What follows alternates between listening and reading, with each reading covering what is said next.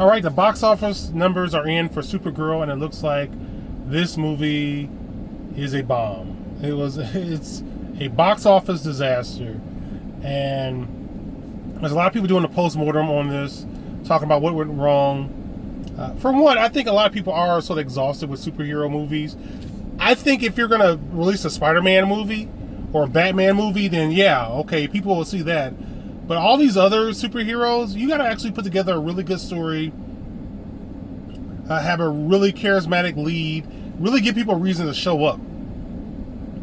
If it's not Superman, Batman, or Spider-Man, a lot of people are kind of sick of all these superhero movies because a lot of them just aren't that good, and there's some real fatigue set in there. So that's just something up front. As far as this project, if you're gonna make the biggest problem is that I don't think they were committed to actually doing a true adaptation, because in the beginning last year they were talking about Supergirl. They called it Supergirl Woman of Tomorrow, based off of the comic book, the novel, and that graphic novel was pretty awesome. I have it, and so they sort of created the expectation that they're going to sort of recreate that, adapt that, but they didn't fully commit to it. Instead, they sort of did. It showed you a little bit of Supergirl's origin story, but they weren't fully committed to actually doing a true adaptation. And the problem with that is you don't give the hardcore fans a reason enough to really show up and watch this movie, and the casual fans, you're not giving them anything unique to actually watch.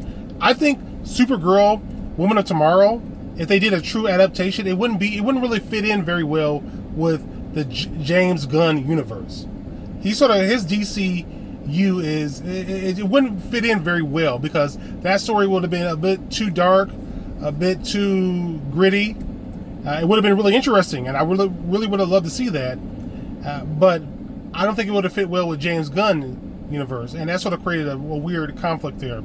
Another thing is, the movie was decent. I actually enjoyed a lot of it, especially the backstory, Krypton being destroyed. I really enjoyed that. I actually want to see more of that. But see, that's the thing. The movie couldn't really commit to being this galaxy, Guardian of the Galaxy style James Gunn type of movie with the whole graphic novel. And they couldn't really bring them both together and make a cohesive story with really good pacing. But anyway, so they should have either decided, okay, we're not going to adapt the novel and do something different, or we're going to fully commit to adapting the novel. That's what they should have done. They should have made that decision. They didn't really quite do that. Another thing, as far as Millie Alcock, she was all right. She was okay, but I thought it was kind of weird when she was punching grown men. She seemed like really undersized for that. You gotta remember, the actress that played Wonder Woman in the last movie, she was like 5'10". I think you really do need a taller woman to really make those action scenes look really good, because when you have a really short, petite woman doing this, it just looks really weird. Obviously you still want her to be physically fit, but taller. Also, I think they should have went with a more of a classic look. I'll just put it that way. I'll just leave it like that. Okay, I'll just leave it like that. I'm not sure she's the right actress for the role. It depends on what type of Supergirl they want to go with. With the Woman of Tomorrow, they should have went with a different type of actress. Really, I would have went with an unknown actress. Because certain roles sort of call for that. If you can find a woman who's really, an actress who's charismatic, physically strong, she can still be petite, but is physically strong.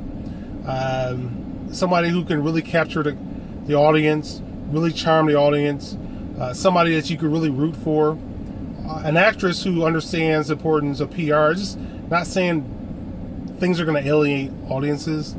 Millie Alcock said something.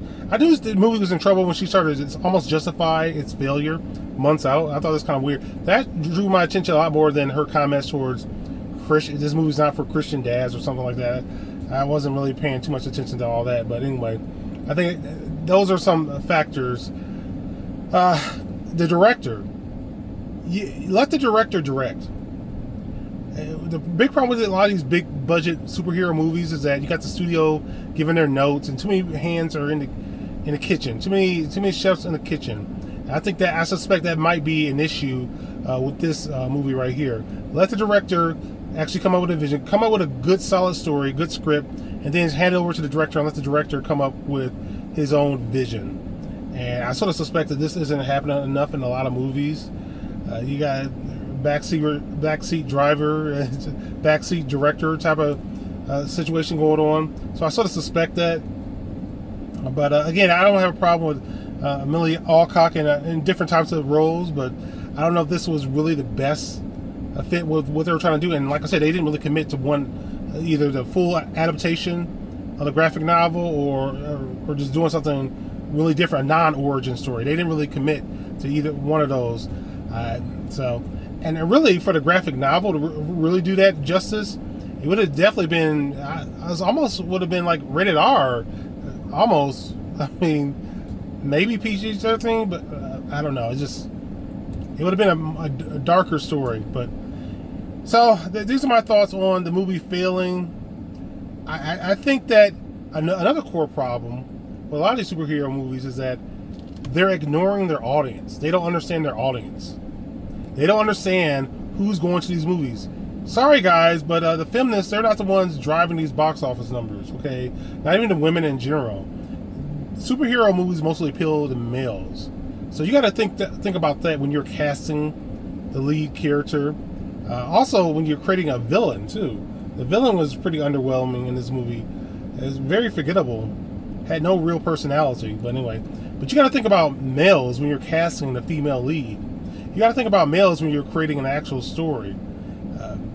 That's just something that people don't want to really deal with, but that's just the fact of the matter. Men didn't go out to see this movie, and women didn't either. But usually it's the men who drive this. They come out and see this movie. They might bring their kids, or they might bring, their girlfriends or wives, whatever. Superhero movies are mostly largely driven by men, even if the lead protagonist is a female character. So that's something they have to understand. Share your thoughts on what do you think went wrong with Supergirl. Again, I like the backstory of Krypton, and I didn't hate the movie as much as other people. I actually enjoy a lot of it. Yeah, it's superhero slop. It's a slop, but there were some parts of the movie that I did enjoy. Share your thoughts.